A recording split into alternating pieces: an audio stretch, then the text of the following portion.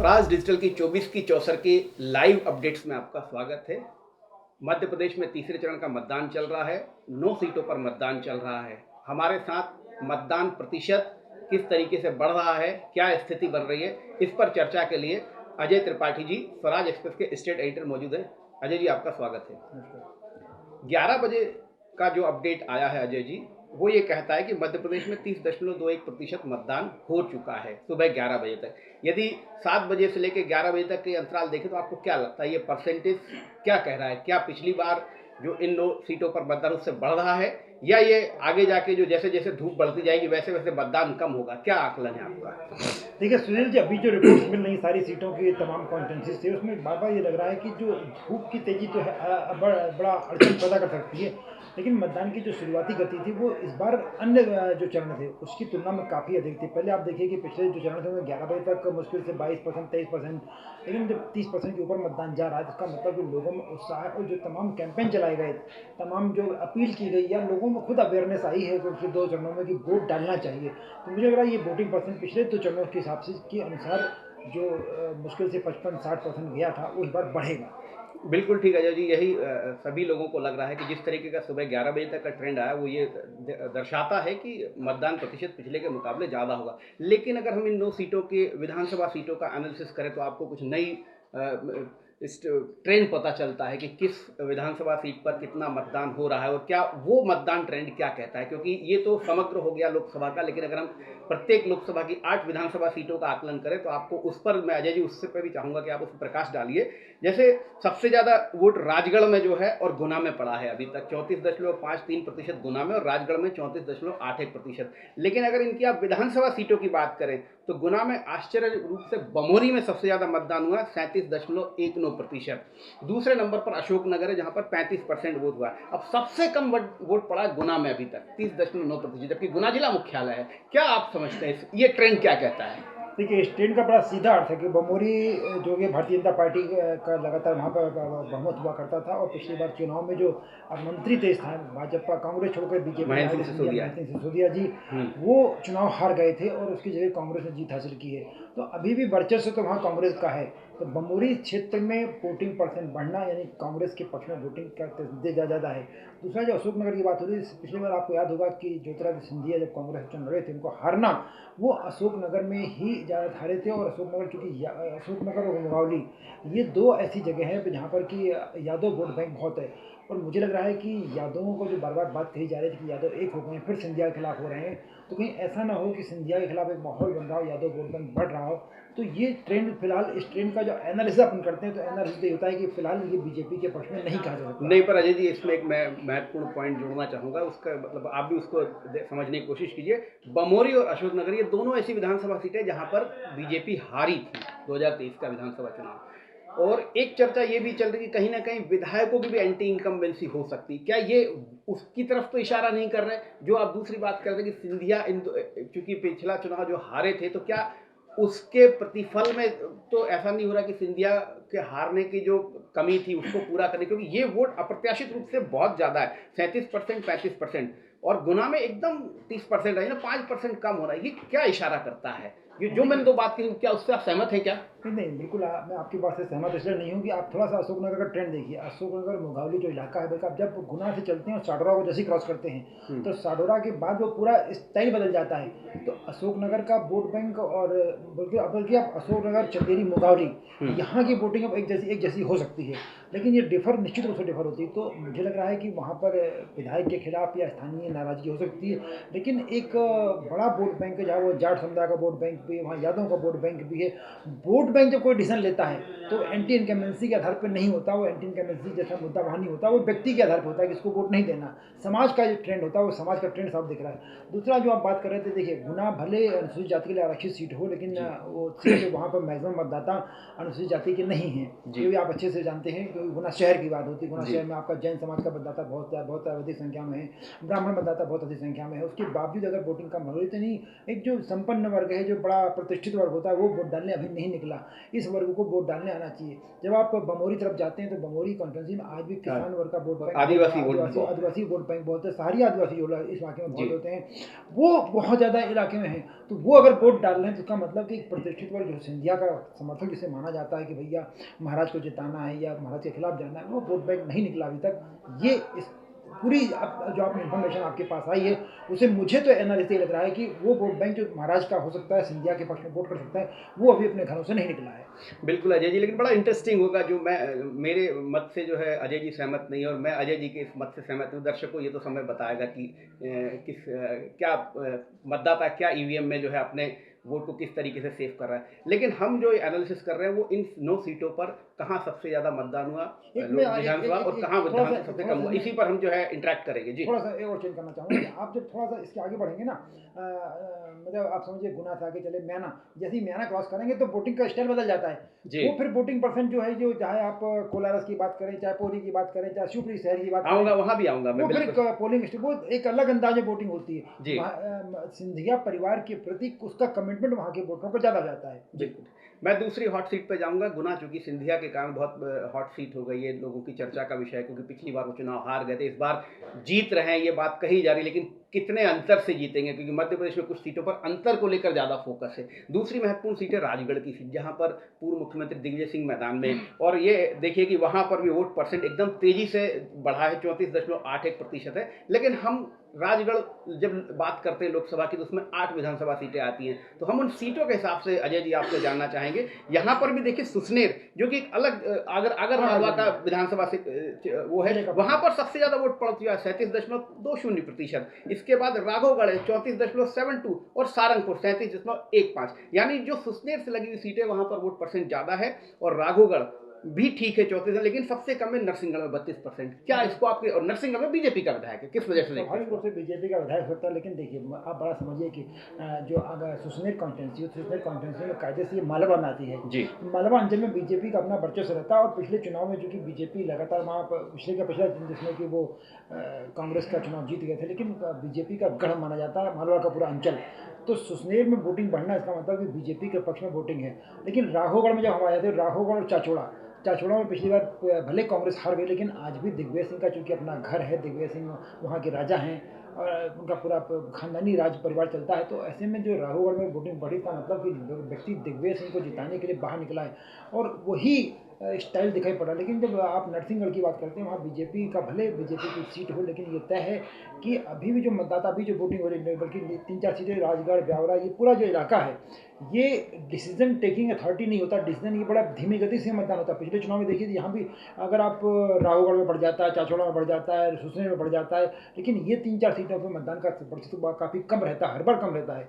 तो मुझे लग रहा है कि अभी जो सेकेंड हाफ होगा 2 बजे के बाद या 3 बजे के बाद, आप देखिए इन जगह लाइन लगेगी, क्योंकि राघवगढ़ में पहले वोटिंग हो जाती है, तय है, ये हर बार होता है कि दिग्विजय सिंह के कहने पर किले की छत्र छाया में लोग जो वोट डालते हैं वो बहुत जल्दी नहीं, पर लेकिन अजय जी देखिए, सुसनेर तो ठीक है आगर मालवा जिले में आता है, लेकिन सारंगपुर राजगढ़ जिले में ही आता है, और सारंगपुर दिग्विजय सिंह के वर्चस्व वाला इलाका है, उनकी वहाँ पर बहुत अच्छी पकड़ है और लोग उनको पसंद भी करते हैं। यहाँ पर वोट परसेंट बढ़ना 37.15, ये किस तरफ इशारा करता है?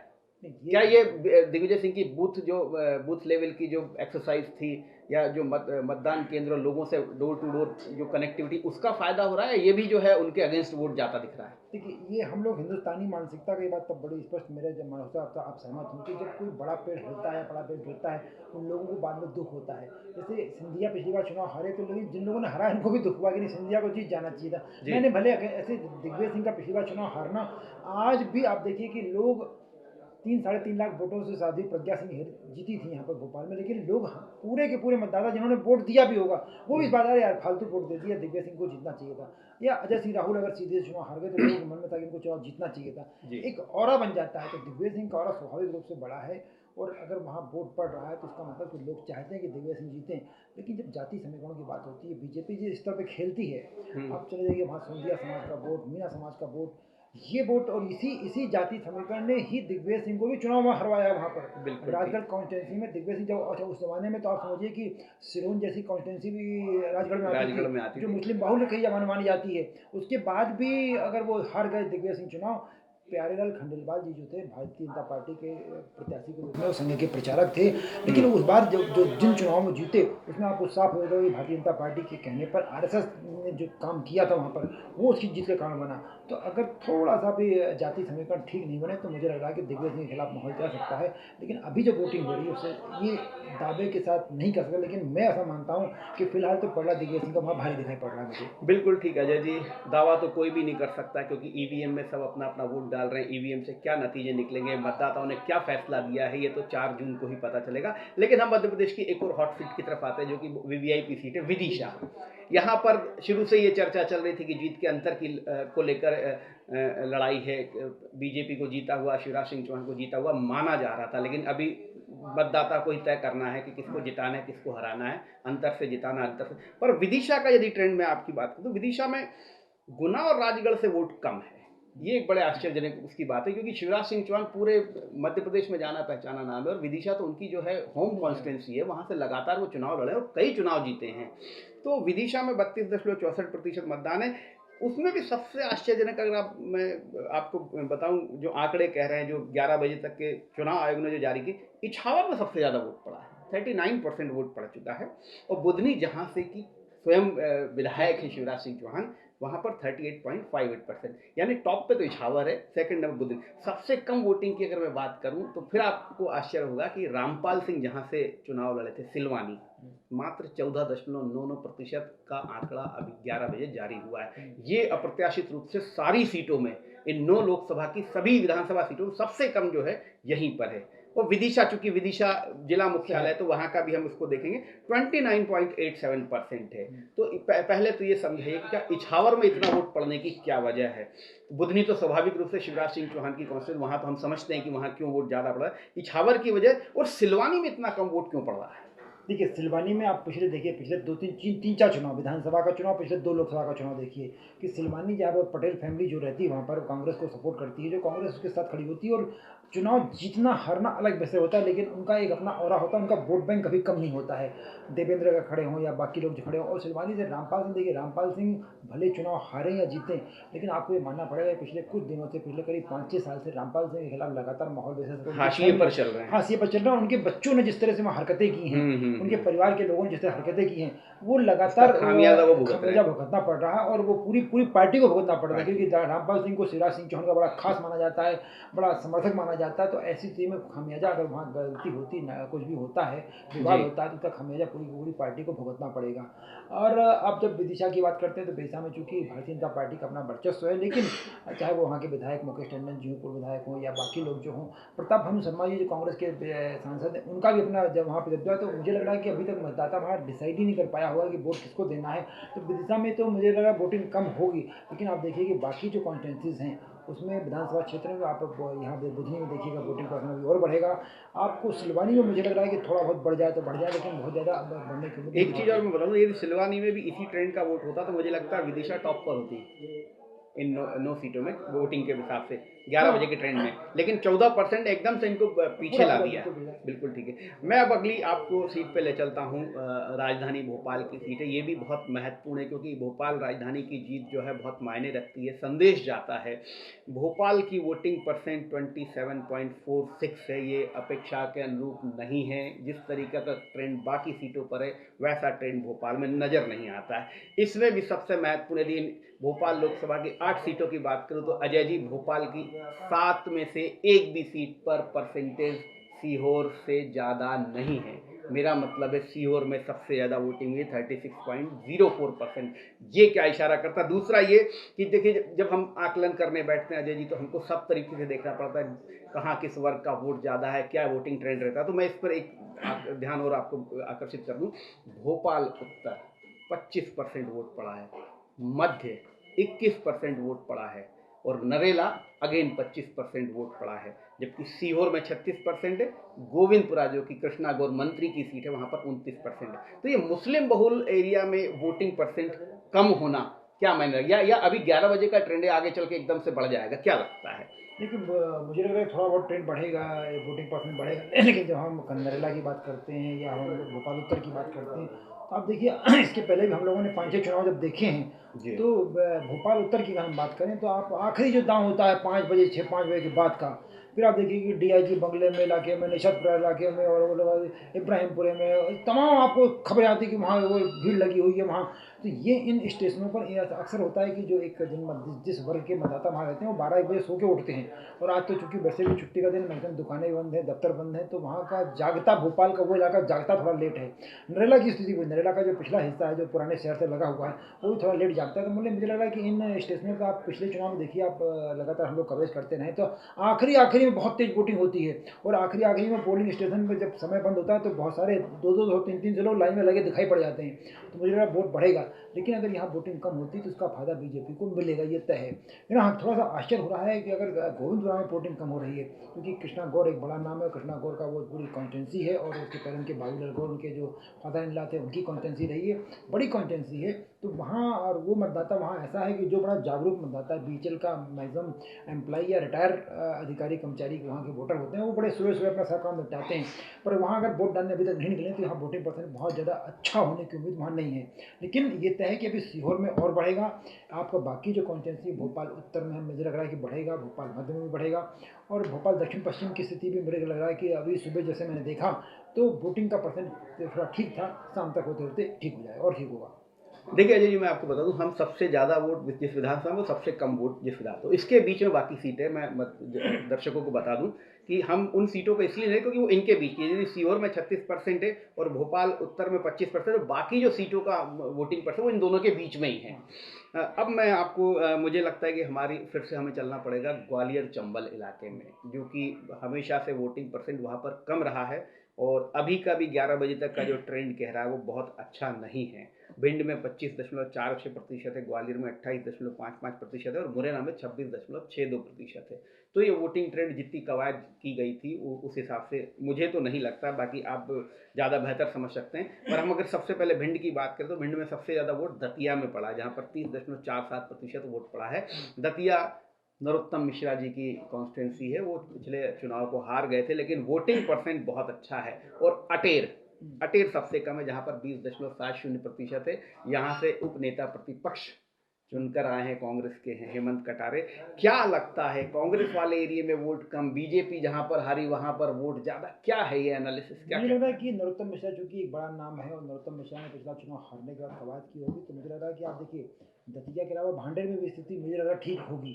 हम्म। अभी मैंने आप नजर देखा नहीं, भांडा आप दतिया में, भांडेर में, इंदरगढ़ में, ये पूरे इलाके में वोटिंग ठीक होगी।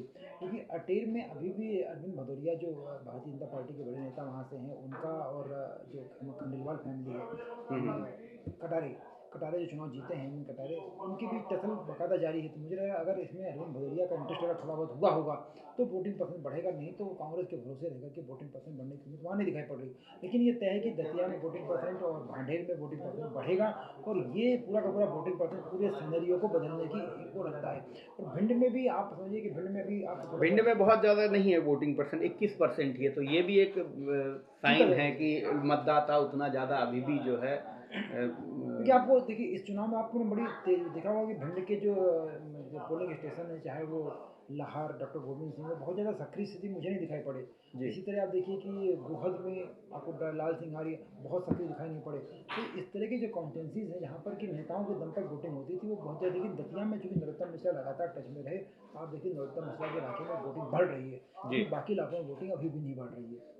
चलिए मैं अगली सीट पे आता हूँ, मुरैना। मुरैना भी एक बहुत प्रतिष्ठापूर्ण सीट इसलिए भी बन गई क्योंकि वहाँ से नरेंद्र सिंह तोमर विधानसभा अध्यक्ष उस दिमनी से चुन के आते हैं, और वो उनकी ही छोड़ी हुई सीट है मुरैना लोकसभा। मुरैना में बात करें तो 26.62%, मुझे तो बहुत अच्छा ये परसेंटेज नहीं लगता है, बाकी आप बेहतर बता पाएंगे। लेकिन श्योपुर विजयपुर, जो कि एक अलग थलग एरिया है मुरैना कॉन्स्टिट्यूंसी का, और जहाँ से रामनिवास रावत अभी भी हाल ही में जो है कांग्रेस छोड़ के बीजेपी में, श्योपुर में सबसे ज़्यादा मतदान हुआ है 33.56%, और विजयपुर उसके जस्ट पीछे 32.09%। सबसे कम मतदान जौरा में 22.31%, और चूंकि हमने दिमनी की बात की, नरेंद्र सिंह तोमर की बात की, तो उनके क्षेत्र में भी 25.12%। क्या है ये हाँ, तो ट्रेंड? ये साफ आप देख समझ रहे हैं कि देखिए बिल्कुल साफ स्पष्ट संकेत है कि जी। अभी भी जो आपसी टसल है वहाँ पर, जी। विशेष करके ठाकुरों के बीच की जो टसल है, वो साफ साफ दिखाई पड़ रही है कि आदमी अब मान मनोबल की नहीं की गई तो वोट डालने निकला ही नहीं। क्योंकि मुरैना इलाके में आप जब दिमनी की बात करें या मुरैना की बात करें या कोलारस की बात करें तो इन इलाकों में क्या है कि ठाकुर बनाम ठाकुर लड़ाई चलती है। जी। जोरा में थोड़ा तो भी ओबीसी का मामला थोड़ा सा तेज रहता है। लेकिन अब जब आप श्योपुर में जाते हैं तो श्योपुर एक तो राजस्थान से लगा हुआ है, बिल्कुल जी। कोटा से लगा हुआ श्योपुर का इलाका रहता है। तो हम्म। अगर रामदास रावत वहाँ से छोड़ के आए तो रामदास रावत का अपना दबदबा वहाँ पर लगा है, बाबूलाल मेवरा जी का अपना दबदबा है, इसी तरह गांधी जी का अपना दबदबा लगा हुआ करता है। तो ये जो नेता लोग हैं ये अपने दबदबे के कारण और निश्चित रूप से श्योपुर में जो विशेषकर वो ट्राइबल एरिया बहुत बढ़ जाता है, सहारिया आदिवासियों का एक पूरा बड़ा बेल्ट है वहाँ पर, वो रामदास रावत जी को या बाबूलाल मेवरा जी को बहुत मानता है। तो ऐसे लोग अगर उनके पक्ष में है और मतदान कराते तो वोटिंग वहाँ बढ़ रही है। लेकिन जो थोड़ा सा इलाका जिसकी आप चर्चा कर रहे थे, चाहे वो दिमनी का इलाका हो, चाहे मुरैना का इलाका हो, चाहे जोरा का इलाका हो, चाहे कोलार का इलाका हो, यहाँ बड़ा ईगो वाली बात आ जाती है और वो ईगो में को वोट डालने भी ना जाए वहाँ पर। तो मुझे लग रहा है कि अगर अभी भी अगर बीजेपी और कांग्रेस के लोग निकलेंगे, उनके जो प्रत्याशी हैं वो जाएंगे अपने लोगों को समझाएंगे, समाज बात होगी तो मुझे लग रहा है कि वोटिंग परसेंट वहाँ बढ़ सकता है। लेकिन श्योपुर में तो आप स्वाभाविक मान के चलिए कि प्रतिष्ठा का मामला है रामदास रावत जी की, और वो मुझे लगता है प्रतिष्ठा के हिसाब से वो सफल भी होते दिख रहे हैं। जो अगर वोटिंग ट्रेंड को यही इसी रफ्तार से हम मान के चलें तो मोर देन 70% वोट इधर हो जाना चाहिए। ठीक है, अब अगली सीट पे चलते हैं। ग्वालियर बहुत महत्वपूर्ण सीट है। यहाँ से बीजेपी ने अपना टिकट बदला था और एक हारे हुए विधायक को चुनाव लड़ा, भारत सिंह कुशवाहा को, ग्वालियर से मैदान में है।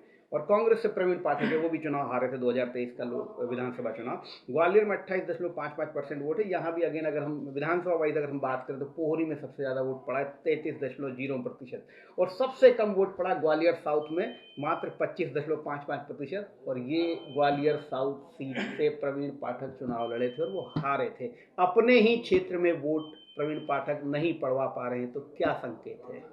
देखिए यहाँ भी ट्रेंड के मुताबिक वोटिंग होती है वहाँ, जो कि ग्वालियर का इलाका, ग्वालियर शहर जो है, अगर मुरार को छोड़ दें तो ग्वालियर के बाकी जो है, जो ग्वालियर दक्षिण पश्चिम हो या लश्कर का इलाका हो या इस पूरे इलाके में वोटिंग होती है ट्रेंड के मुताबिक। यहाँ आरएसएस का जो पैटर्न है ना, आरएसएस के वोट महाराष्ट्र में वोट बहुत ज़्यादा है। तो पता नहीं बीजेपी ने एक ओबीसी को क्यों प्रत्याशी बनाया, ये समझ से परे बीजेपी का अपना कोई गणित रहा होगा। लेकिन आप देखिए पुराने देखिए तो मैक्सिमम महाराष्ट्रियन या सवर्ण क्लास का ही वोट, सिंधिया भी मराठा हैं, सिंधिया जो वहाँ से चुनाव जीतते रहे, या आप समझिए कि ये सिंधिया के बाद अगर जयभान सिंह पवैया चुनाव जीते तो एक सवर्ण क्लास के, सवर्ण वर्ग के वोटर हैं।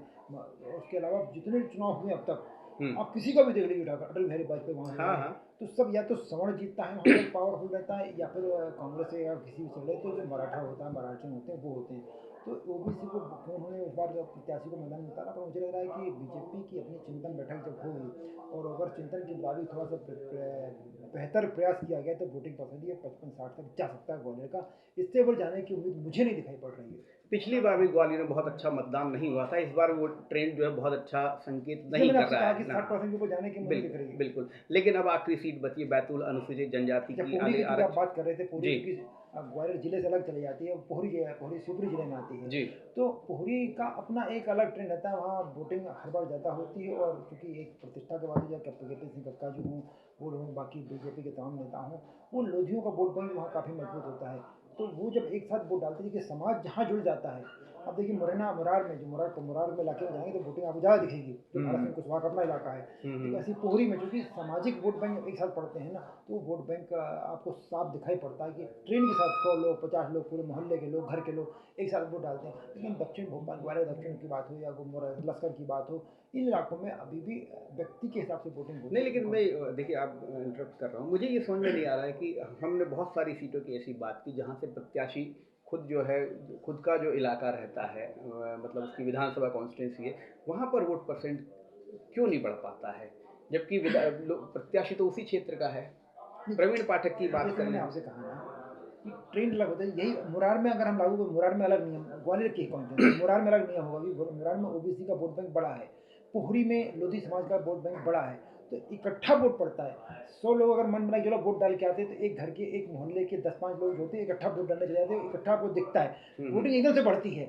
और लेकिन जब शहर की बात आती है, जैसे आप भोपाल चले जाइए, भोपाल में अगर आप भोपाल दक्षिण पश्चिम में जाएंगे तो आपको वोटिंग परसेंट कम मिल जाए। नहीं, मैं आपको दूसरी बात कह रहा हूँ, जहाँ से प्रत्याशी का विधानसभा क्षेत्र होता है, चाहे हम प्रवीण पाठक की बात कर लें, हम भोपाल उत्तर से आलोक शर्मा की बात कर लें, हम सागर में बात कर लें सागर के प्रत्याशी की, ये ये चुनाव सुशील भाई, चुनाव जीत है प्रवीण पाठक हो चाहे आलोक शर्मा हो या बाकी लोग हों, ये जिस इलाके से चुनाव जीतते हैं ये वहाँ के वोटर को कमिटेशन के साथ, कमिटमेंट के साथ समाज को प्रभावित नहीं करते हैं। ये वोटर प्रभावित हो सकता है, पूरा ठीक समाज बात एक साथ उनके पीछे चल पड़े। जैसे अब मैं आपसे कहा कि श्योपुर में सहरिया आदिवासी हैं, वो एक साथ वोट डालने निकलेंगे। रामदेव राव ने कहा चलो भाई वोट डालने, भैया भैया ने कहा है तो वोट डालने जाना है। लेकिन जो सामान्य इलाका है, जैसे गुना की बात हम लोगों ने, गुना शहर में वो वोट डालने के साथ नहीं निकलेगा। चलिए अब मैं अगली सीट पे चलता हूँ। सागर से लता वानखेड़े चुनाव मैदान में बीजेपी से, और कांग्रेस से बुंदेला जी मैदान में हैं। तो यहाँ भी दोनों ही नए प्रत्याशी हैं, पर यहाँ अगर हम बात करें तो वोटिंग बहुत ज़्यादा नहीं, 30.16%। 11 बजे का जो आंकड़ा चुनाव आयोग ने घोषित किया था, मैं उसकी बात कर रहा हूँ। यदि इसको हम विधानसभा के सेगमेंट के हिसाब से देखें तो सबसे ज़्यादा वोट कुरवाई में पड़ा है, जो कि विदिशा जिले की सीट है, और ये अनुसूचित जनजाति के आरक्षित सीट है। यहाँ पर 34.30% है। वहीं सबसे कम मतदान अगेन सागर जिला मुख्यालय, संभागीय मुख्यालय भी है, वहाँ पर मात्र 23.89% वोट पड़ा है। ये फिर वही बात आती है कि जिला मुख्यालयों पर इतनी जो है शिथिलता मतदाताओं में क्या है, क्यों है? क्या से ज्यादा बेहतर सवाल होगा क्यों है। क्यों का जो ट्रेंड इस बार जो मुझे समझ में आया सब जगह जी। कि अपन भोपाल की बात करें, ग्वालियर की बात करें, गुना की बात गुना करें। की बात करें, किसी भी कॉन्स्टिट्यूंसी की बात करें, आपने कैंपेन को देखा होगा। प्रत्याशियों, चाहे कांग्रेस का प्रत्याशी हो, चाहे बीजेपी का प्रत्याशी, चाहे दिग्विजय सिंह हो, चाहे ज्योतिरादित्य सिंधिया हो, और चाहे आपका आलोक शर्मा हो, आपने गुना में भी ज्योतिरादित्य सिंधिया का रोड शो अशोकनगर में हो रहा है। ज्योतिरादित्य सिंधिया की सभा, उनकी पत्नी सभा ले रही है, रुठियाई में ले रही है। हाँ। उनकी पत्नी का, उनके बच्चे का एक जो वो उनका जो बेटा, आप ये कहना चाह रहे जिला मुख्यालय की उपेक्षा की गई है? स्वाभाविक रूप से बहुत भोपाल में भी आप देखिए आलोक शर्मा का रोड शो चौक में हुआ। हम्म। भोपाल में आलोक शर्मा का या अरुण श्रीवास्तव का रोड शो आपको दक्षिण चार में देखने को मिला, आपको टीचिंग देखने को मिला, नहीं। आपको नहीं, लेकिन प्रधानमंत्री नरेंद्र मोदी का वो रोड शो तो नए भोपाल में हुआ था। मैं दादा की बात करता हूँ जी। पर्सनल नहीं, प्रधानमंत्री तो कहीं भी करेगा, वहाँ लोग देखने आते हैं। कोलार इलाके में कहीं भी आपने आलोक शर्मा का रोड शो देखा, अरुण श्रीवास्तव का रोड शो देखा, या पर्सनल कनेक्टिविटी जो रहती है। लेकिन बाहर का आदमी जब देखिए शहर के अंदर जिला मुख्यालय पे या शहर मुख्यालय में व्यक्ति चौपालीकरण का आदि नहीं होता, लेकिन बाहर के इलाकों में आप जैसे कोलार का इलाका है, कोलार में थोड़ा सा आप आगे जाएंगे ना, जोड़ के आगे तक जाएंगे। चलिए मैं ठीक है, ये आपकी मान भी लेते हैं, लेकिन कुरवाई, चूंकि कुरवाई एक अलग विदिशा जिले की विधानसभा सीट है, सागर में जुड़ी हुई है। कुरवाई में ये जो वोट परसेंट कह सकते हैं, ऐसा तो नहीं कि शिवराज सिंह चौहान खड़े इस कारण कुरवाई और बासुदा ये सब जो है डायनामिक अंदाज में वोट कर रहे हैं? स्वाभाविक रूप से मैं बिल्कुल सहमत हूँ आपसे कि विदिशा जिला मतलब वो मतदाता, मैक्सिमम मतदाता आज भी नहीं समझ पाता कि विदिशा जिला है, लेकिन हमारा वोटर, हमारा क्या कहते हैं प्रत्याशी अलग है। वो तो मान के चल रहा है शिवराज सिंह चौहान को वोट देना है, मोदी जी को वोट देना है। मुझे लग रहा है कि वो वहाँ वोट बढ़ने का एक बड़ा कारण ये भी हो सकता है कि वहाँ पे लोगों के मन में है कि मोदी जी को वोट देना है, शिवराज जी को जिताना है, तो शिवराज को समझ के वोट दे रहा हो, उसको तो अपने चुनाव चुने पर वोट देने जाना है। तो मुझे लग रहा है कुरवाई में स्थिति हो, मुझे लग रहा है कि आप थोड़ा देखेंगे तो शमशाबाद में वोटिंग ठीक होगी। बाकी जो बिरसा के इलाके हैं, बिरसा शहर छोड़ दिया जाए तो बाकी इलाके जो हैं वो सब जगह वोटिंग बढ़िया होगी। और इससे राजगढ़ में जो आप देखेंगे तो राजगढ़ में मैं जो आपसे कह रहा था मैं कि राहोगढ़ में, चाचौड़ा इसमें नहीं आता, चाचौड़ा इसी में आता है, में आता है। यहाँ वोटिंग आपको ठीक दिखेगी। बिल्कुल नहीं, चाचौड़ा है, चाचौड़ा में वोट मैं अगर आपको बताऊं, चाचौड़ा में वोट पड़ा है चाचौड़ा गुना सीट में आता है, तो गुना में चूंकि ये लेकिन हाँ कि 37 से 30% के बीच में होगा। हाँ, क्योंकि हमने प्रभाव अधिकतम और न्यूनतम को ही लिया है, व्यक्ति का प्रभाव रहता है, व्यक्ति का प्रभाव रहता है। चलिए अब लास्ट सीट बची है, अनुसूचित जनजाति की आरक्षित बैतूल सीट है, जहां पर प्रत्याशी का निधन होने के कारण पहले चरण में चुनाव नहीं हुआ था, उसे तीसरे चरण में कराया जा रहा है। यहाँ पर 32.65%, 11 बजे का जो आंकड़ा चुनाव आयोग ने घोषित किया उस हिसाब से 32.65% वोट पड़ चुका है। लेकिन यहाँ भी अगर हम कम ज़्यादा की बात करें, विधानसभा में सबसे ज़्यादा वोट कहाँ और सबसे कम वोट कहाँ पड़ा है 2000 अभी आज जो मतदान हो रहा है उसमें, तो हरसूद विधानसभा में 35.10% वोटिंग अभी तक हो चुकी है, और आमला विधानसभा में 31.25%। और हरदा का मैं उल्लेख इसलिए कर रहा हूँ क्योंकि हरदा से कमल पटेल जैसे कद्दावर नेता चुनाव मैदान में उतरे थे, चुनाव हार गए थे, लेकिन इलाका उनका है, वहाँ पर 31.09% है। यानी सबसे कम वोट जो है पूर्व मंत्री के एरिया में, सबसे अधिक वोटिंग हरसूद मंत्री के विजय शाह के एरिया में। तो ये किस तरीके से देखते हो, ये ट्रेंड क्या कहता है? फिर वही मैं जो आपसे बात कर रहा था कि हरदा इलाका हो, हरदा में हो, या एक जो वोट है वहाँ का जो मतदाता है वो वर्ग विशेष का नहीं है, वो मिक्सअप है जी। लेकिन जब आप हरसूद जाते हैं तो हरसूद में वो मतदाता है जो आदिवासी समुदाय का है या नर्मदा से विस्थापित, नर्मदा हरसूद डैम बनने के बाद इंदिरा सागर डैम बने जब विस्थापित परिवार है, वो हैं, वो कमिटमेंट के साथ हैं। उनके कमिटमेंट आज भी उस परिवार के साथ है। विजय शाह का जो राजा का परिवार है, मकड़ी राज परिवार के साथ कमिटमेंट है, और इसलिए उनके एक इशारे पर लोग वोट डालने पहुंचते हैं और कई बार बीजेपी के या जिस पार्टी से होते हैं उसको वोट देते हैं। लेकिन वो संदेश, वो स्टाइल, वो प्रचार का तरीका या वो वोटिंग का तरीका बाकी जगह नहीं होता। कमल पटेल की नाराज़गी हम साफ देखते हैं, कई बार वो पार्टी के नेतृत्व से नाराज होते हैं, कई बार वो अपने लोगों से नाराज होते हैं, और उसी का असर, बहुत अच्छी छवि उस परिवार की भी नहीं है पूरे इलाके में। तो हरदा के बाद टिमरनी में हो सकता है वोटिंग ठीक ठाक हो रही हो, लेकिन हरदा का अपना जो शहर इलाका, वहाँ वोटिंग का मतलब कई बार मतदाता उस व्यक्ति के खिलाफ, भले वो चुनाव नहीं लड़े कमल पटेल का परिवार, लेकिन नाराजगी जो मतदाता की थी वो अभी भी बरकरार है वहाँ पर। तो इसलिए मुझे लगा वोटिंग वहाँ पर कम हो सकती है।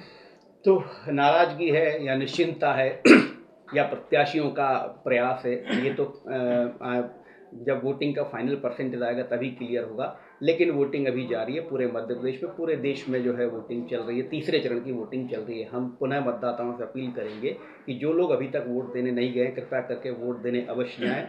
और जो, जैसा कि अजय जी ने कहा था कि कुछ एरिया में जहाँ पर सुबह देर से होती है, सुबह देर से होने वाली जगह में जाके और वोट करने जाएं। जी अजय जी। मैं सुन रहा था आपकी 4 लाइनें थी, अगर आप दर्शकों से शेयर कर लेते वोटिंग को, थोड़ा अच्छा रहता। हाँ बिल्कुल, मैं उसको भी शेयर कर लूँगा। एक महत्वपूर्ण बात और जो मैं कहना चाह रहा हूँ कि ये स्वराज डिजिटल के ये 24 की 64 का जो मतदान का अपडेट के साथ आकलन, ये क्रम लगातार जारी रहेगा। 3 बजे जब सेकंड चुनाव आयोग जो डिटेल जारी करेगा मतदान प्रतिशत, तब हम फिर आपके साथ मौजूद होंगे और हमारे साथ रहेंगे अजय त्रिपाठी जी, जो आकलन करके बताएंगे कि ये वोट प्रतिशत बढ़ रहा है तो किसके पक्ष में है, किसके विपक्ष में है।